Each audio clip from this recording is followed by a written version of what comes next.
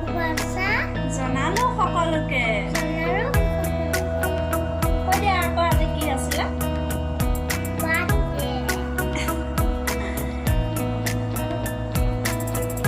নমস্কাৰ, আপোনালোক সকলোকে মোৰ চেনেললৈ স্বাগতম জনাইছোঁ। আশা কৰোঁ আপোনালোক সকলোৰে খবৰ ভাল। আৰু আজি শ্ৰীকৃষ্ণ জন্মাষ্টমী উপলক্ষে সকলোকে শুভেচ্ছা জ্ঞাপন কৰিলোঁ। আশা কৰোঁ আপোনালোক সকলোৰে আজি দিনটো শুভ হওক।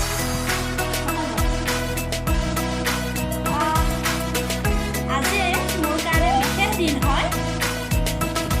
জন্মাষ্টমীৰ দিনাই আমাৰ দেহা মোৰ ওচৰলৈ আহিছিলে। বিশেষকৈ মই মাতিত হোৱা সৌভাগ্য পাইছিলোঁ, কিন্তু আজি তাৰ বাৰ্থডে বুলি নাপালোঁ। তাৰ হৈ মই নামঘৰতে এভাগ শৰাই আগবঢ়াইছোঁ। তাৰ যিহেতু ছেপ্টেম্বৰ 13 তাৰিখ আছিলে জন্মদিন, আৰু জন্মাষ্টমীটো যিহেতু একেটা তাৰিখে নপৰা হ'ল, জন্মাষ্টমীটো সলনি হৈ থাকিব ল'লে, সেইকাৰণে মই ভাবিলোঁ 13 তাৰিখটোৱে মই স্থায়ীকৈ ধৰি ল'ম। আৰু জন্মাষ্টমীৰ দিনা নামঘৰত যিহেতু নামঘৰত পতাই হয়, আৰু তাতে শৰাই এভাগ প্ৰত্যেক বছৰে দিম বুলি ভাবি ল'লোঁ। আৰু আজি নামঘৰতে শৰাই এভাগ আগবঢ়াইছোঁ।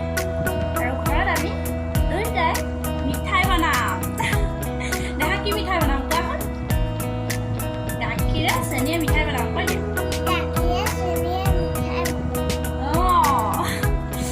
আৰু দেহা ভাগত এবাৰ 5 বছৰলৈ সোমাব, 4 বছৰ সম্পূৰ্ণ হৈ 5 বছৰলৈ সোমাব।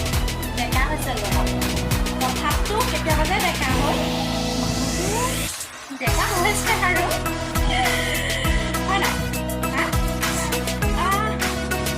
যিয়ে নহওক বহুত ভোকো লাগিছে, একো খোৱা নাই, খাম বাৰু। খাবলৈ গোটাই লৈছোঁ খুৰী ছোৱালীকে কিবা এটা। দেহাই কিবা ক'বা? সাধু অকণ কয় হেনো। কোৱা সাধু কোৱা। দেহাই সাধু কয়, আপোনালোকে তাৰ সাধু শুনক। মই খোৱাৰ কাৰণে কিবা এটা গোটাই আনো। তুমি সাধু কোৱা।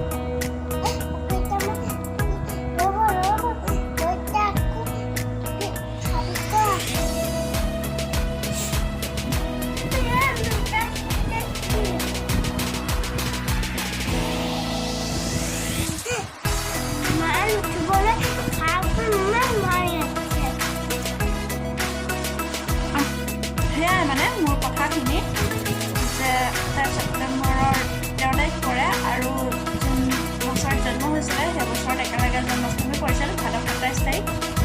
আৰু সেইকাৰণে এবাৰ ভাবিলোঁ পিছে জন্মাষ্টমীৰ দিনা কিছু সৌভাগ্য হ'লেও উপহাৰ কেইটামান হ'লেও দিছিলোঁ, কিন্তু এতিয়া মই চিন্তা কৰি চালোঁ জন্মাষ্টমীৰ দিনটোত নামঘৰতে যি শৰাই এভাগ দিম, আৰু ছেপ্টেম্বৰ 13 তাৰিখটোৱে স্থায়ীকৈ ধৰি ল'ম। আৰু আহি আছে আগত, কি কৰিব পাৰোঁ নাজানো, তথাপিও আগতে জনাই দিছোঁ যে তাইৰ জন্মদিন হৈছে ছেপ্টেম্বৰ 3 তাৰিখ। আৰু এতিয়া অন্যটো একো কৰিব নোৱাৰিলেও আজি জন্মাষ্টমী বুলি ঘৰখনত মিঠাই এটাতো বনাব পাৰোঁ। বলকচোন মই কি মিঠাই বনাওঁ আপোনালোকক দেখাওঁ। আৰু মই ফাৰ্ষ্ট টাইম ট্ৰাই কৰিম, দেখিছোঁ আৰু খাইছোঁ কিন্তু নিজে ট্ৰাই কৰি পোৱা নাছিলোঁ। আজি ফাৰ্ষ্ট টাইম ট্ৰাই কৰিম, কেনেকুৱা হ'বগৈ নাজানো, লাষ্টলৈ মিঠাই হয়গৈ নে নহয়গৈ। তথাপিও নাম নাজানো কি মিঠাই বনাম, মাত্ৰ বনাম আৰু বনাম। বলক মই কিনো কৰিম তাকে দেখাওঁ। আশা কৰোঁ মোৰ ভিডিঅ'টি শেষলৈকে চাই, আৰু যদি ভিডিঅ'টি চাই ভাল পায় তেনেহ'লে লাইক কৰি দিব, আৰু সকলে চেনেলটো ছাবস্ক্ৰাইব কৰি দিব, আৰু সকলোৰে আজিৰ দিনটো শুভ হওক। বলক এয়া মই গাখীৰ গোটাই লৈছোঁ, আৰু কিনো কৰিম চাই যাওক। কি মিঠাই হ'বগৈ মই কিন্তু একো ক'ব নোৱাৰোঁ, মাত্ৰ বনাবলৈ আহিছোঁ। আৰু আশা কৰোঁ সম্পূৰ্ণকৈ মোৰ ভিডিঅ'টি চাই।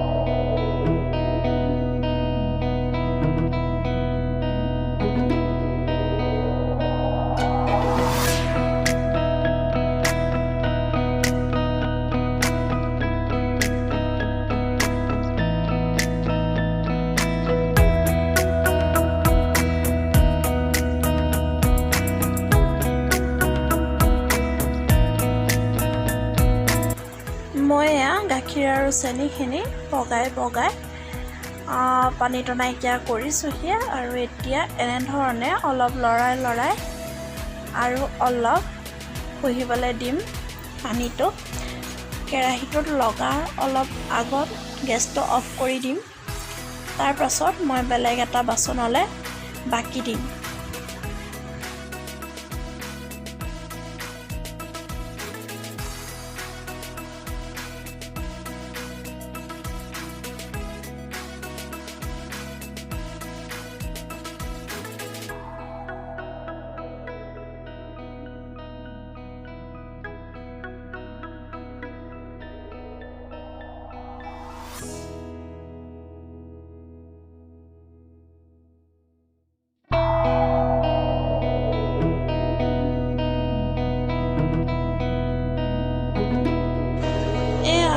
ৰেডি হৈ গ'ল মই যিটো বনাবলৈ গৈ আছিলোঁ গাখীৰ আৰু চেনিৰ লগত। কেৰাহীটো অলপ ধৰি গৈছে, বেয়া লাগিছে কেৰাহীটো ধৰি যোৱা।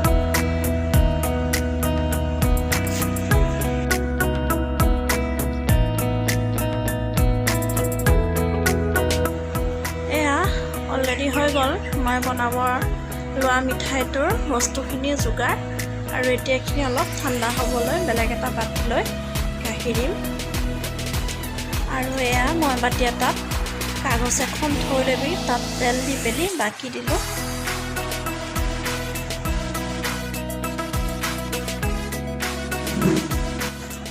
এয়া অলপ ঠাণ্ডা হওঁতেই মই লাডু বনাই পেলালোঁ। ভালদৰে ঠাণ্ডা হ'ব দিব লাগিছিল, আৰু বিশেষকৈ মই কাগজখন দি দিয়াত কাগজখনত লাগি গ'ল। মই ভাবিছিলোঁ সুন্দৰকৈ মই বৰফিকতে কাটিম, কিন্তু সেইটো নহ'লেগৈ। হাতে লাডু কৰি পেলালোঁ অলপ ঠাণ্ডা হওঁতে, আৰু ৰখিব নোৱাৰিয়েই ইমান দেৰিলৈকে। আই মই বনোৱা আছে মিঠাই।